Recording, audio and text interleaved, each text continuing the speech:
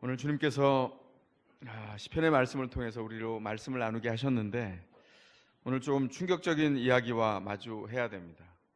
저희가 편식하지 않기 위해서 저희가 복상을 하고 있는 순서를 따라서 마태복음을 다 1월부터 묵상하는 걸 끝냈고요. 그리고 이제 시편을 마주하게 됐는데 시편 51편 너무나 중요한 회개의 시편입니다. 시편 전체 150편 중에 7편의 회개의 시편이 있는데 그 중에 하나가 바로 가장 대표적인 시편이라고 할 수 있죠. 이 시편을 그냥 지나갈 수가 없어서 녹록하고 좋은 시편을 택해도 좋겠지만 제가 이 시편을 오늘 함께 나누기를 원했습니다. 여기 충격적인 이야기는 우리가 알았던 다윗과 전혀 다른 다윗의 모습으로 이 자리에 우리 앞에 앉아있는 회개하는 다윗의 모습이 우리 가운데 소개되어 있습니다. 이게 예배에 드려졌던 노래라고 하는 것을 기억해 주시면 좋겠습니다. 가장 먼저 충격을 받았던 사람들은 누구였을까요? 이스라엘 백성들이었겠죠. 이스라엘 백성들에게 가장 이상적이고 하나님을 잘 따르는 인물, 그러면 다윗입니다. 주저하지 않고 다윗을 내놓는데 그 이상적인 사람 다윗이 어떻게 하나님 앞에 만들어졌고 넘어졌다가 일어나는 과정을 거쳤는지 오늘 이 회개의 시편을 통해서 보게 될 텐데 시편의 내용이 꽤 많습니다. 그래서 오늘은 전반부에 있는 내용만 보겠습니다. 전반부를 떼내고 후반부는 볼 수가 없어서, 근데 후반부의 내용이 사실은 전성기인데 언젠가 기회가 되겠죠. 후반부의 내용은 가슴 뻐근한 내용이 사실은 나와 있습니다.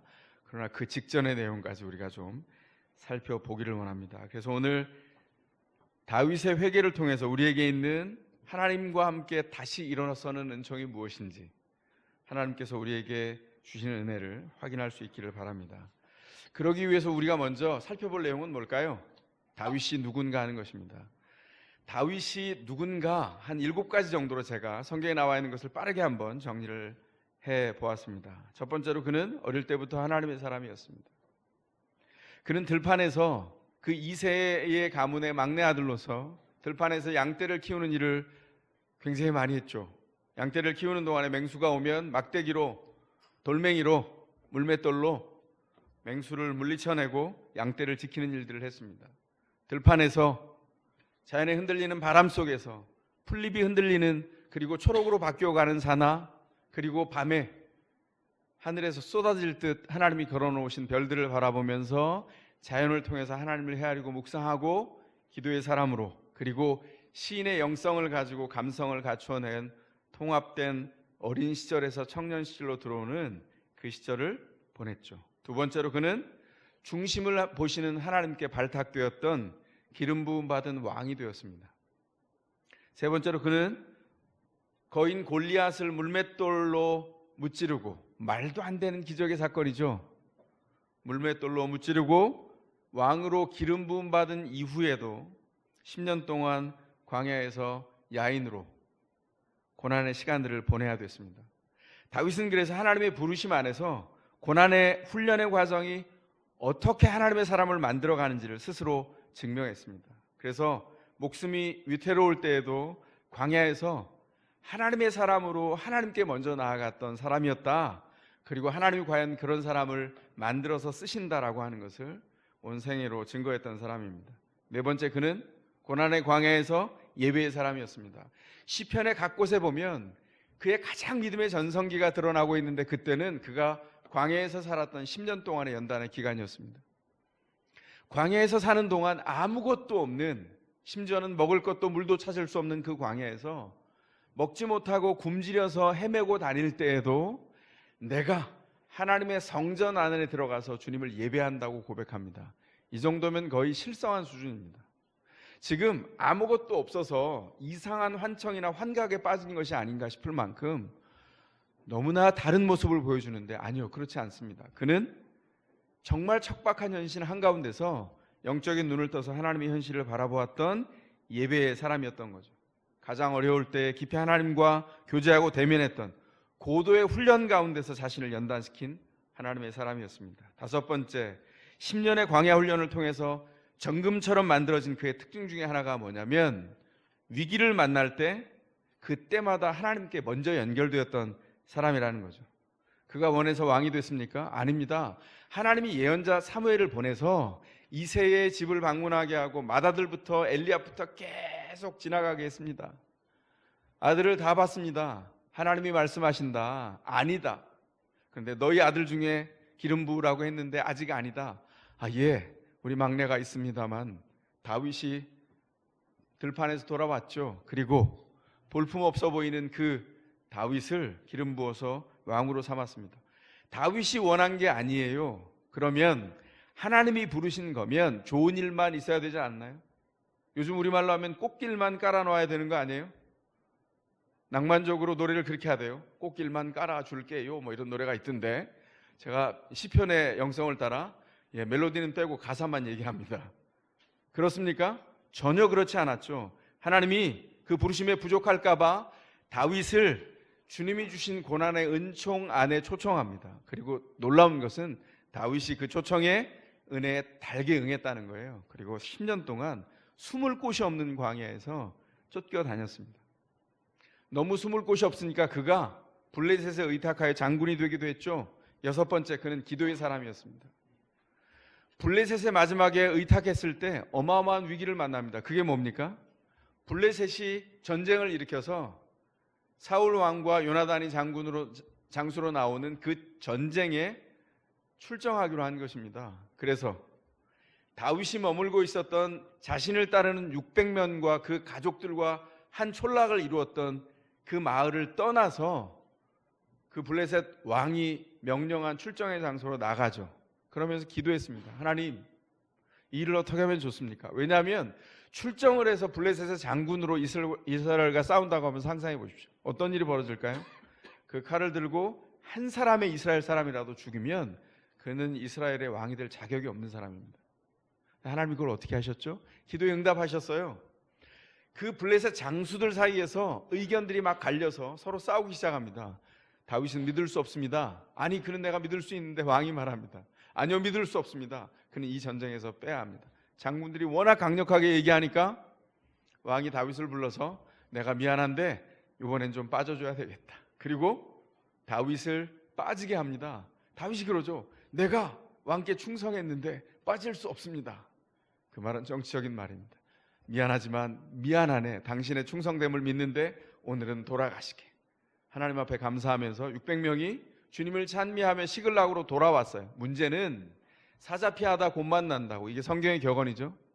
사자피하다 곰을 만난 것 같이 시글락에 돌아왔더니 왕이 되기 전에 최고의 위기를 만납니다. 그게 무엇입니까? 시글락에 불타고 있는 겁니다.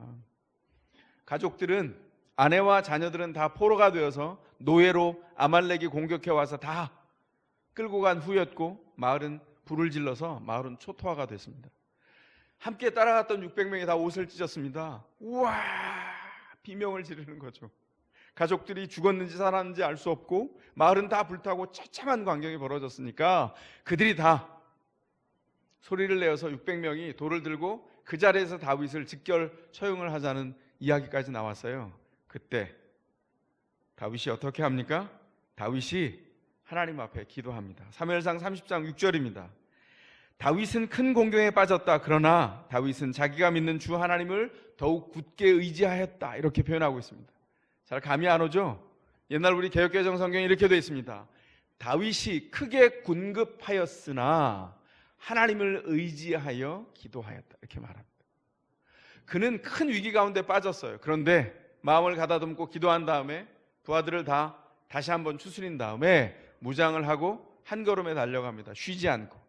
근데 너무 먼 길이어서 아말렉이 멀리 도망가 있어서 쫓아가다가 부솔이라고 하는 시냇가에 머물렀는데 거기서 한 200명 정도가 지쳐버렸어요.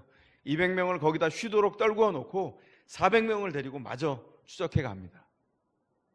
그리고 중간에 떨어뜨려 버린 이집트 시종 하나를 살리고, 바빠 죽겠는데, 그죠?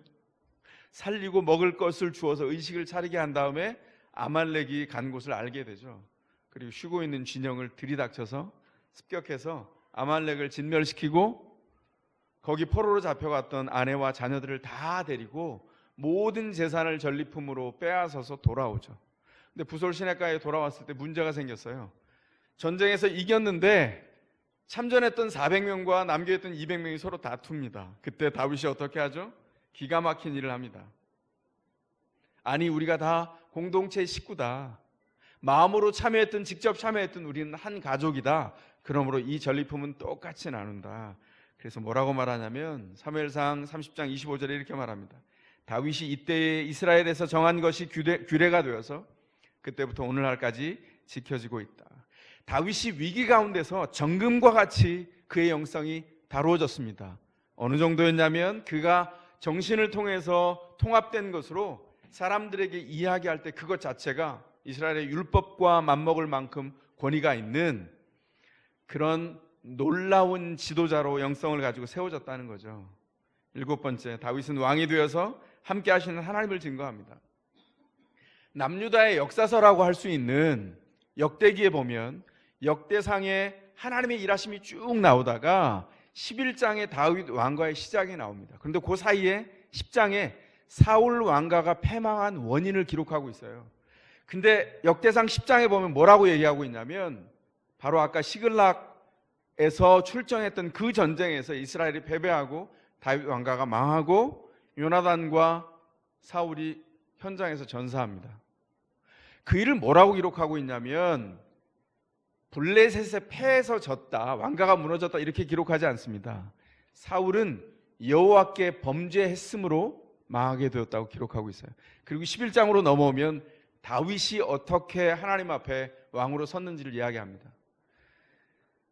역대상 11장 9절에 이렇게 말합니다. 여호와께서, 만군의 여호와께서 다윗과 함께 하심으로 다윗이 점점 더 강성하여지니라. 그리고 다윗은 점점 강성해지고 그 안에서 체제를 만들고 나라가 공교하게 되고 전쟁에 출정해도 하나님이 함께 하시는 것을 봅니다. 그리고 역사가 계속해서 반복해서 기록해요. 만군의 여호와 하나님께서 다윗과 함께 하심으로 점점 더 강성해지니라. 그게 다윗이 왕이 되어서 함께 하시는 하나님을 증거한 일이었습니다. 우리가 알고 있는 다윗은 이렇게 만들어졌어요.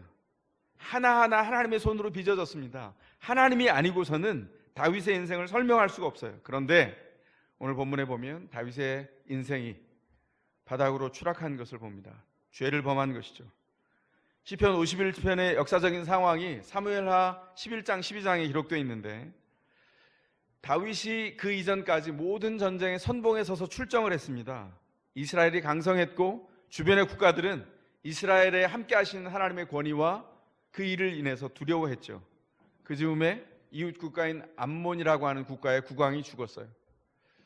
장례가 생긴 겁니다. 국상이 생긴 거죠. 그런데 이전에 신세를 진 적이 있고 관계가 있어서 조문 사절단을 보냈습니다. 문제는 다음 이어서 왕이 된 그 아들이 이스라엘을 깔봤어요. 그래서 조문 사절단으로 가는 국가 간의 조문 사절을 사람을 포로처럼 붙잡아서 수염을 절반만 깎은 겁니다. 고대 근동지방의 수염을 건드리는 것은 전쟁하자는 얘기예요. 그 사람의 권위를 땅에 떨어뜨리는 일이거든요.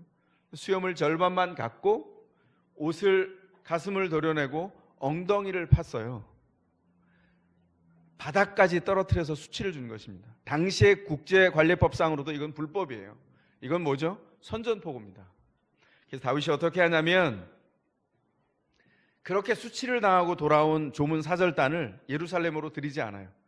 예루살렘으로 올라오는 길목인 여리고에 머물게 하고 수염이 다 자랄 때까지 보호해서 기다리게 합니다. 그 사이에 전쟁하는 시즌이 되지 않았어요. 그래서 사무엘하 11장 1절에 보면 이렇게 말합니다. 그 다음에 봄에 왕들이 출전하는 때가 되었다. 이렇게 말합니다. 왕들이 출전하는 때가 무슨 말입니까? 근동지방에 너나 없이 적이든 아군이든 말하지 않아도 전쟁을 해야 되는 시기는 따로 있었어요. 이게 주전 9세기거든요. 우리가 TV나 영화에서 사극을 보는 거 그거 다 가짜입니다. 사극에 보면 고대 사람들이 출정을 하면 막 천막을 쫙 짓고 막 사령관의 장막에서 막 뭐죠? 그 전략 회의를 하고 하잖아요. 그거 다 가짜예요.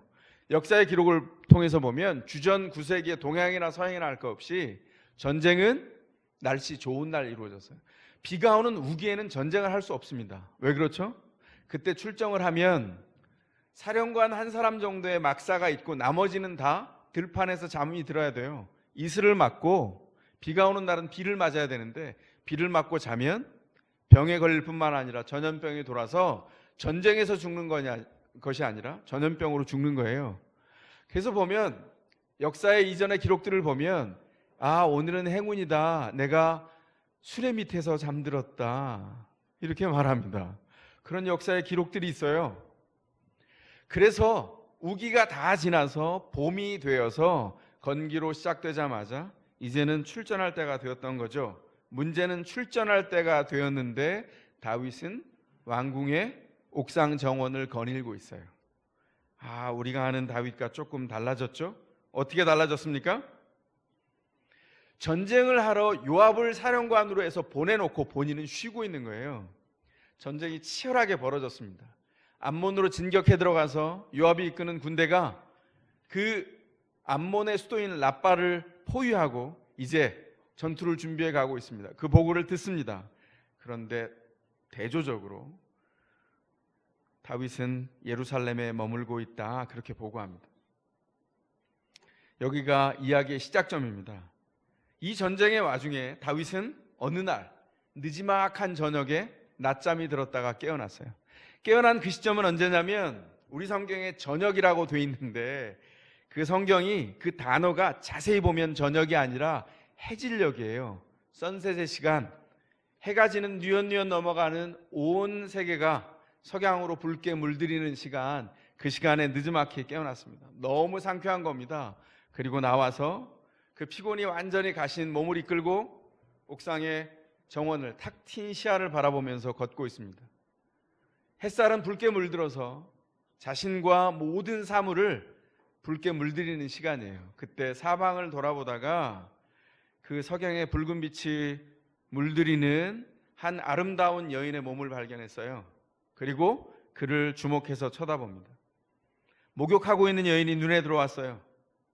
그 붉은 실루엣과 여자의 모습은 다윗의 눈에 눈부시게 아름다웠다. 성경이 그렇게 기록하고 있습니다. 다윗은 사람을 보내서 그 여인이 누군지 알아보게 합니다. 그리고 사람들이 알아봤죠.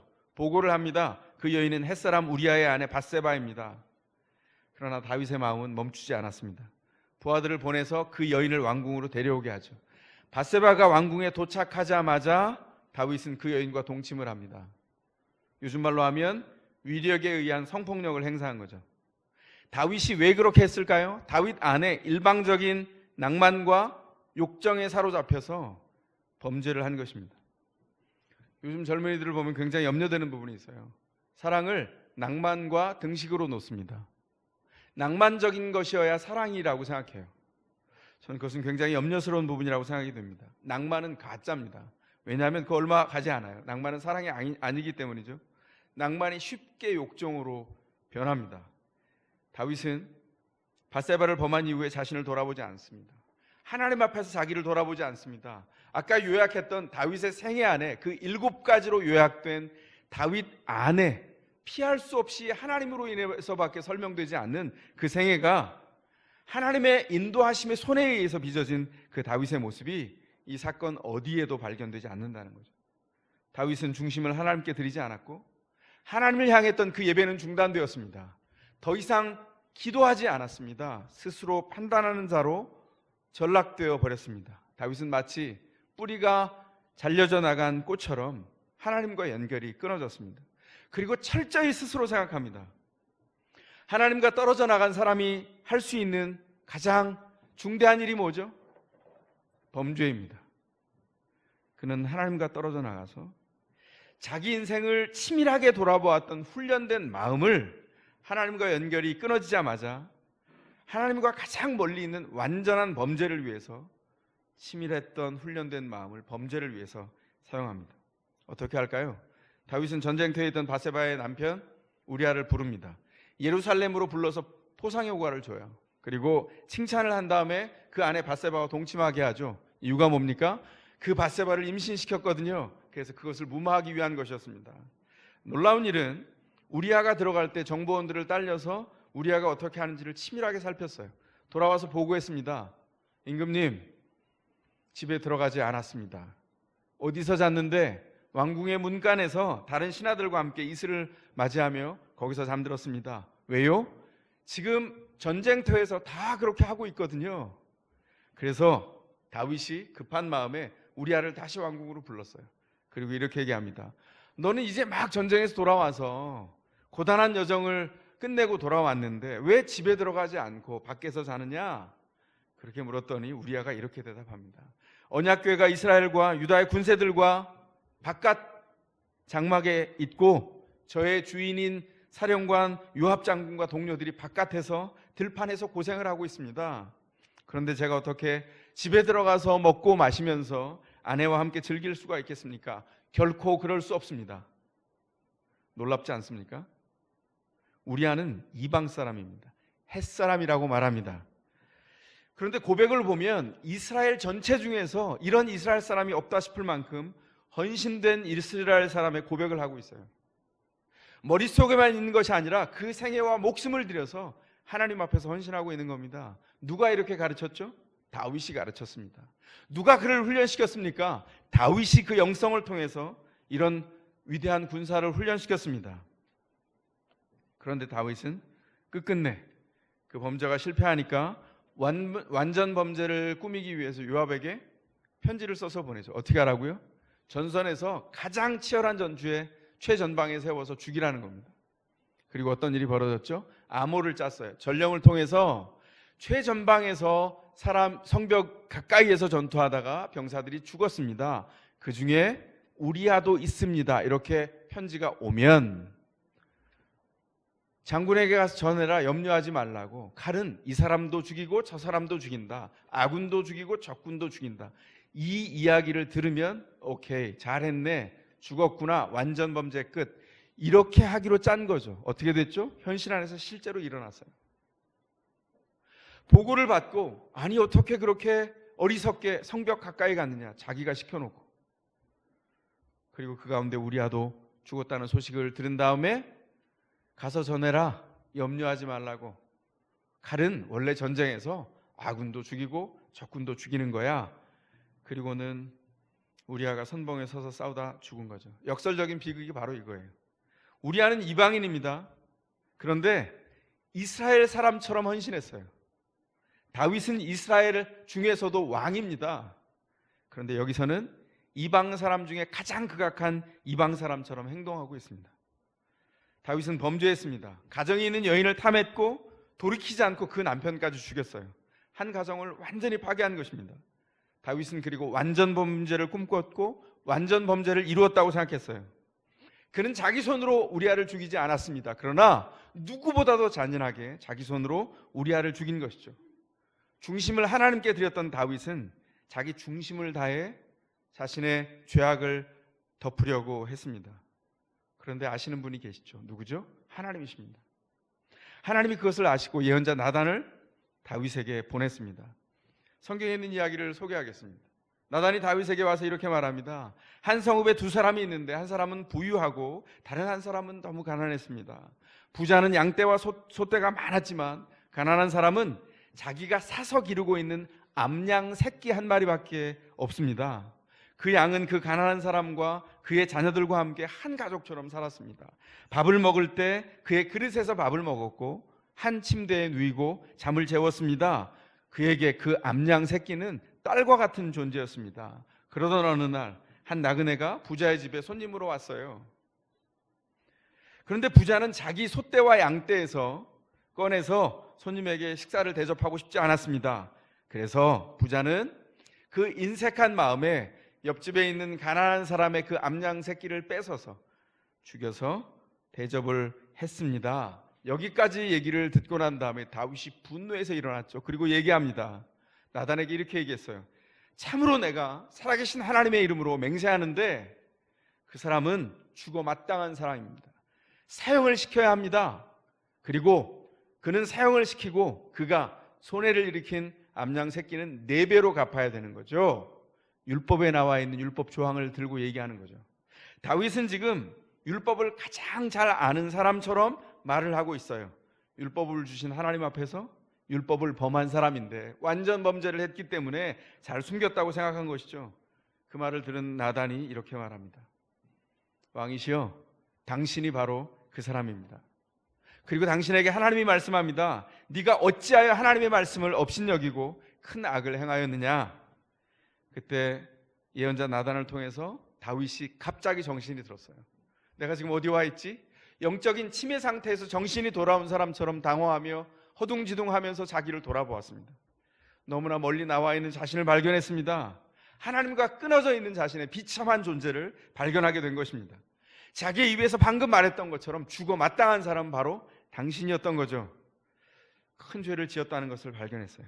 어떻게 다윗이 이렇게 변할 수 있었을까요? 죄는 이토록 무서운 겁니다. 혹독한 고난을 통해서도 하나님을 부인한 적이 없이 주님 앞에 끊임없이 들어간 예배 사람, 기도했던 사람, 그는 순종을 놓치지 않고 하나님 앞에 응답했던 사람인데 이 어마어마한 범죄로 인해서 하나님과 끊어졌고 멀어져서 완전한 범죄를 꿈꾸는 죄인으로 전락되어 있었습니다. 죄는 그 사람의 사람됨을 완전히 파괴합니다. 그 사람을 만들어 온 하나님의 은혜를 모두 무너뜨리는 일입니다. 그때 다윗이 알았죠. 자신을 다윗의 자리에 올려놓은 것, 왕의 자리에 올려놓은 것은 자신의 실력이 아니라 하나님의 말씀과 그의 순종했던 순종의 열매, 다른 말로 하면 그것은 하나님의 은혜입니다. 하나님의 은혜였다는 것을 알게 됐어요. 하나님과 연결됐을 때 그 연결을 통해서 주셨던 하나님의 은혜, 그 오직 은혜를 통해서만 자기가 이 자리에 섰다는 것을 알게 됐죠. 다윗의 믿음은 완전히 파괴되었습니다. 그는 영적인 파산자가 됐다는 것을 알았어요. 여기서 끝일까요? 그러면 우리는 주님 앞에 나아갈 방법이 없습니다. 여기가 끝이 아니라 이제 시작이에요. 어떻게 했다고요? 회복의 은총을 허락해 주십니다. 먼저 자신의 죄를 직면하게 합니다. 다윗이 자기가 한 일이 무엇인지를 바라보게 되었는데 하나님 때문에 돌이켜서 자신의 온전한 모습이 어떤 것이었는지, 범죄에서 떨어진 자기의 마음이 어떤 것인지 돌아보게 돼서 소스라치게 놀라게 된 거죠. 자기가 누구였다고요? 1절이 말합니다. 내가 반역자입니다. 하나님, 내 반역죄를 없애주십시오. 내 죄를 깨끗하게 해주십시오. 2절에서 계속 기도하죠. 그리고 하나님의 눈앞에서 자신이 누구인지를 알아야 했는데 3절에서 이렇게 고백합니다. 주님, 저는 저의 반역을 잘 알고 있습니다. 여기 안다라고 하는 단어가 하나님 앞에서 자기를 정직하게 대면한 일을 얘기하고 있어요. 정직은 비참한 겁니다. 자기를 정확하게 대면하는 것은 인생을 잘하게 하는 일인데 정직하게 대면하는 것은 끔찍하게 어려워요. 왜냐하면 비참한 일이거든요. 그래서 5절에 나타난 대로 자신을 비참하게 직면한 다윗이 자신을 돌아보았더니 자신은 죄 중에서 태어났습니다.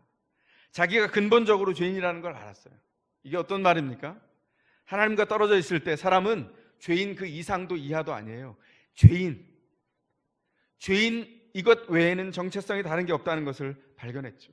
하나님과 연결되지 않은 우리는 한 사람도 예외 없이 부패할 수밖에 없습니다. 스스로 그 부패를 깨끗게 할 희망이 아무것도 없어요. 그때 하나님께서 다윗에게 은혜를 베푸십니다. 그게 뭘까요? 회개의 은총입니다. 회개가 무엇입니까? 범죄한 하나님의 사람들에게 허락하신 하나님의 은혜입니다. 하나님과 다시 시작할 수 있도록 열어놓으신 길입니다. 회개가 뭐죠? 하나님과 다시 연결되는 것입니다. 요즘 우리가 공동주택이 보편화됐어요. 그래서 공동주택에 살고 있는 우리에게 굉장히 중요한 절실한 두 가지가 있죠. 필수적인 두 가지. 그게 뭡니까? 물과 전기의 공급입니다. 물이 끊기면 어떻게 되죠? 가장 깨끗하게 몸을 씻고 배설물을 정결하게 내려보내는 그 화장실이 가장 더러운 부패한 장소가 되죠. 혹시 단수가 된 화장실을 하루 정도 경험해 보신 분이 있어요? 저 3일 경험해 봤는데요. 지옥입니다. 거기가. 화장실에 들어갈 수가 없어요. 맨 처음에는 그 왜 시편에서 말하는 것처럼 내 속에 있는 것들아 다 주를 찬양하라 이렇게 하잖아요. 내 속에 있는 것들이 거기 있어서 주께서 내 하루를 이렇게 인도하셨군 이렇게 경험했던 그곳 잠깐 보고 보내야 되잖아요. 근데 계속 있는 거예요. 그리고 내 속에 있는 것만 있는 게 아니라 내 배우자의 속도 있고 우리 자녀들의 속도 다 이렇게 섞여서 이제 냄새가 감당할 수 없이 이렇게 늘어나게 되죠. 하루 이틀 3일 견딜 수가 없습니다. 물의 공급이 끊기면 깨끗게 할 방법이 없는 거예요. 집안에서 가장 깨끗한 공간 중에 하나 있는 화장실이 가장 더러운 공간이 되죠. 전기가 끊기면 어떻게 되죠? 일단 10층 이상에 사는 분들은 각오를 해야 되죠. 하나님이 운동을 시키는구나. 그리고 운동을 해야 되는데 20층이 넘어가면 순교를 각오하고 운동해야 되겠다. 뭐 이런 생각이 든단 말이에요. 중요한 건 뭡니까? 집안에는 냉장고가 있어요. 음식을 가장 신선하게 보관하는 장소인 냉장고. 냉장고 어떻게 되죠? 전기가 끊기면 가장 더러운 장소가 됩니다. 제가 한 분을 통해서 이런 이야기를 들었어요. 여름에 막 장마가 되고 막 이런 무더위가 기승을 부리는 여름에 일주일 동안 집을 비우고 친정을 갔다 왔는데 돌아와서 보니까 심상치가 않더래요. 집에 문을 열었는데 악취가 코를 찌르는 겁니다. 이게 어떤 일이지? 전기가 나가버린 거예요. 전기가 끊긴 거예요. 그래서 전기를 다 고친 다음에 불을 켰는데 냉장고, 대면하기 어려운 냉장고가 딱 도둑 눈앞에 펼쳐진 거죠. 근데 뭐가 심상치 않다 느껴지는데 안 열 수는 없어서 냉장고를 여는 순간 세상 어디서도 맡아보지 못한 악취가 그 냉장고에서 풍겨나더라는 거예요. 거기 좋아하는 음식 다 들어있었는데 이젠 하나도 먹을 수 없는 음식이 된 거죠. 그래서 이렇게 생각했대요. 순간 이 냉장고를 버려야겠구나 이런 생각이 들었답니다. 그러나 굉장히 성실하고 착한 주부였기에 버리지 않고 냉장고에게 회개할 기회를 줬죠. 냉장고는 회개할 수가 없죠. 그러니까 어떻게 됩니까? 자기 코를 막고 다 버리고 닦아낸 거예요. 너무 고역인 시간들을 보낸 겁니다. 죄는 마치 전기가 끊어져 버린 냉장고 같습니다. 가장 신선하게 보관할 것 같은데 그 냉장고의 용량이 크다고 해서, 그 냉장고가 화려하다고 해서, 비싼 냉장고라고 해서 그 냉장고가 기능을 발휘할 수 없습니다. 우리 안에 스펙을 잘 갖추고 우리가 뭔가를 갖추어서 우리 인생을 살아갈 수 있을 것 같은데 하나님과 연결이 끊기는 순간 우리의 삶은 재앙으로 변합니다. 그것이 바로 죄의 문제입니다.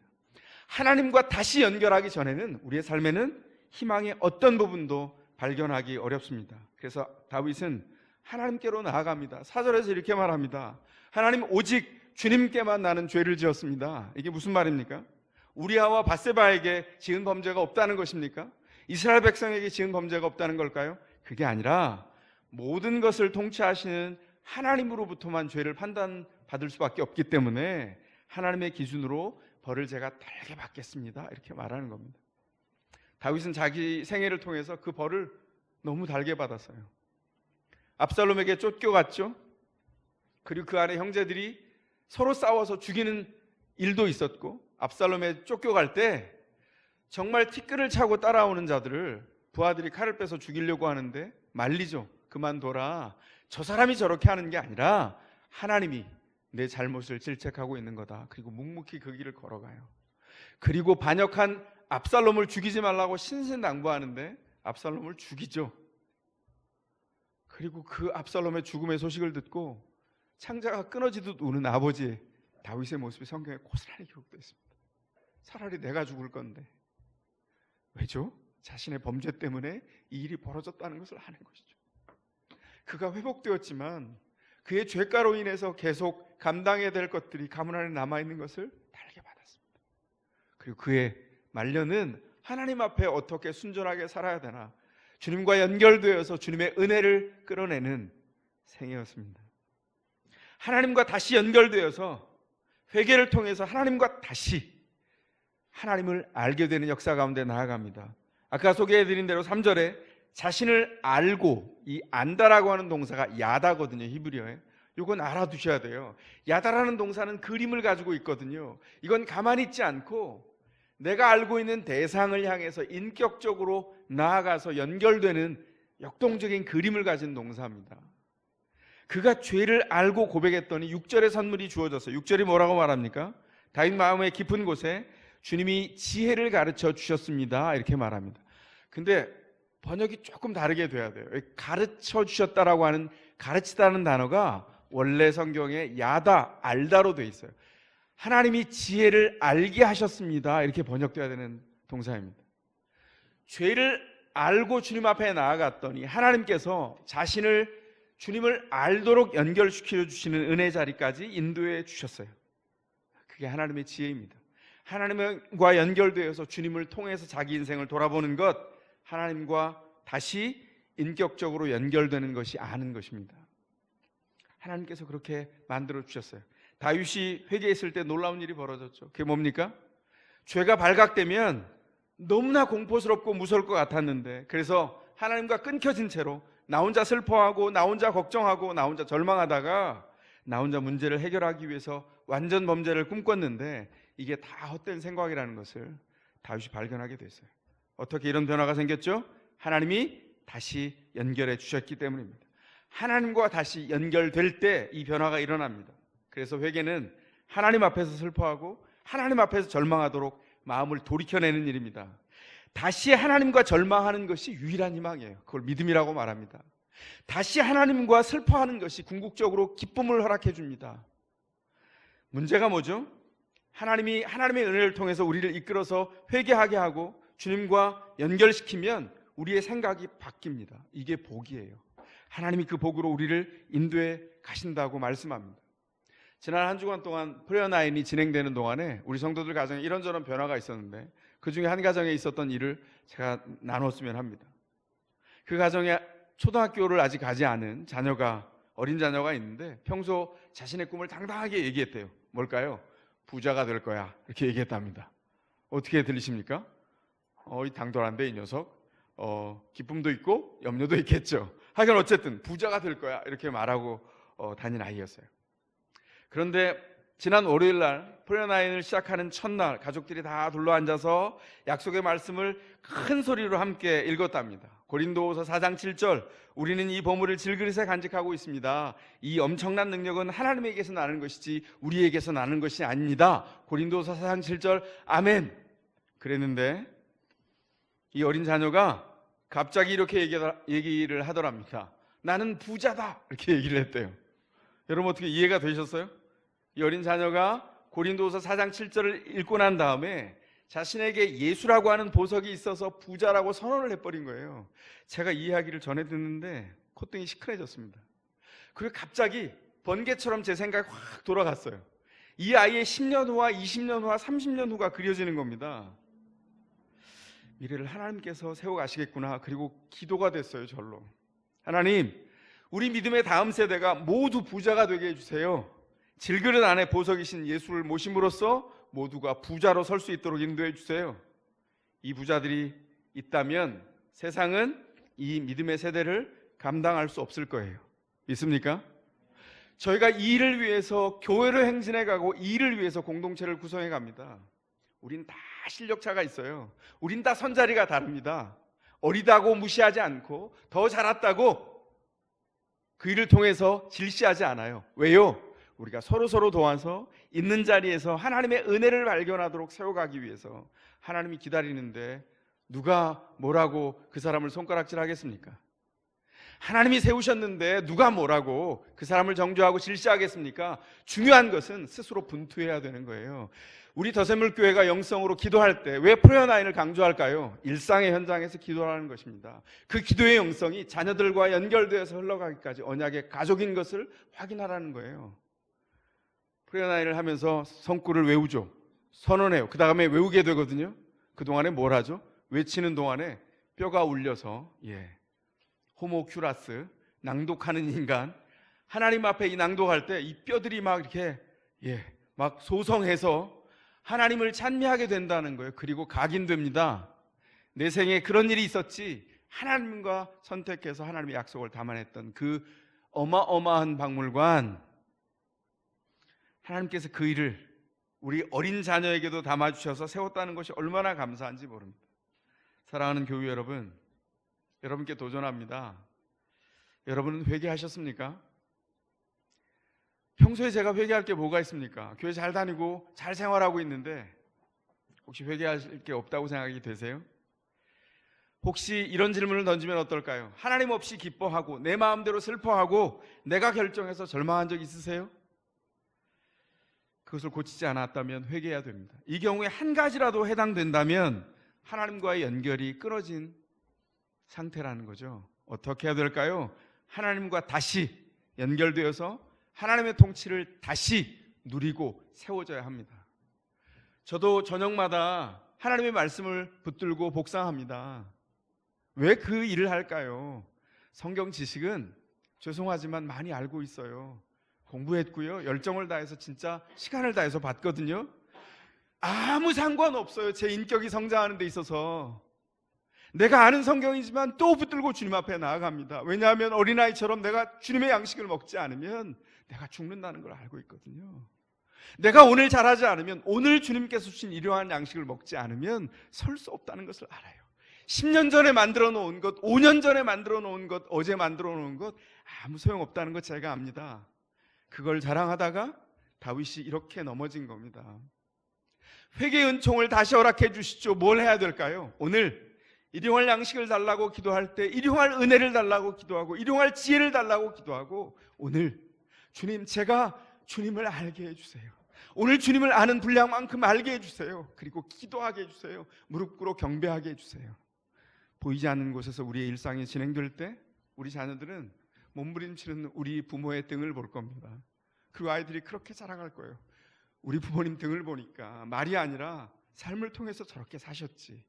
내가 부족한 걸 아는데 우리 부모님이 그걸 다 견디시고 마음에 품으셨지. 어떻게 견디셨지? 하나님의 약속을 믿고 기도하셨구나. 지금도 기도하시는구나. 자녀는요, 부모에게 기다리라고 주신 선물이에요. 언제까지요? 평생토록이요. 뭘 해야 될까요? 그거 기다릴 실력 되세요? 저는 안 되더라고요. 저는 기도하지 않으면 안 되더라고요. 저는 예배하지 않으면 안 되더라고요. 하나님 앞에 먼저 들어가지 않으면 안 되더라고요. 하나님과 연결되지 않으면 안 되더라고요. 그래서 어떻게 한다고요? 하나님과 다시 시작해야 돼요. 하나님과 다시 그 현장으로 들어가야 돼요. 하나님과 상관없이 기뻐했던 것 회개해야 합니다. 하나님과 상관없이 나 혼자 판단하고 슬퍼했던 것 있었다면 돌이키셔야 돼요. 슬픔을 없애달라고 우리가 기도합니다. 그러나 슬픔이 없어지는 것은 하나님이 때에 하실 거예요. 슬픔이 여전히 남아있잖아요. 우리에게 주신 분복이 무엇일까요? 하나님과 연결해서 슬퍼하라는 겁니다. 하나님과 연결해서 슬퍼하시기를 바랍니다. 염려할 이유가 있으면 하나님과 연결해서 염려하세요. 하나님과 연결해서 기뻐하세요. 주님께서 우리를 궁극적인 신자의 자리, 기쁨의 자리, 하나님을 인하여 정말 주님 앞에 찬미하면서 나아가는 자리를 우리의 삶의 현장에 허락해 주실 겁니다. 기쁨으로 회복해 하실 그날을 바라보면서 하나님이 우리를 위해서 준비하는 은총, 그 회개의 자리로 나아가야 할 것입니다. 사랑하는 교회 여러분, 어떤 환경에 있으세요? 어떤 상황에 있으십니까? 무엇을 가지고 기뻐하고 있고 무엇을 가지고 슬퍼하고 있습니까? 어디에 있든 다시 시작하십시오. 하나님과 함께 다시 일어나십시오. 그리고 그 일을 걸어가십시오. 하나님과 다시가 이 한 주간 우리의 표어이기를 바랍니다. 하나님과 다시 걸어가겠습니다. 하나님과 다시 그 길을 어린아이처럼 걸어가겠습니다. 제가 딱딱하게 굳어져서 이해 못했던 마음, 이제 마음을 열고 보기를 원합니다. 품기를 원합니다. 서기를 원합니다. 그 삶의 열매와 은총이 여러분의 일상 안에 있기를 주님의 이름으로 축원합니다. 이 시간 그 소원을 담아서 주님 앞에 헌신의 찬양을 드리겠습니다.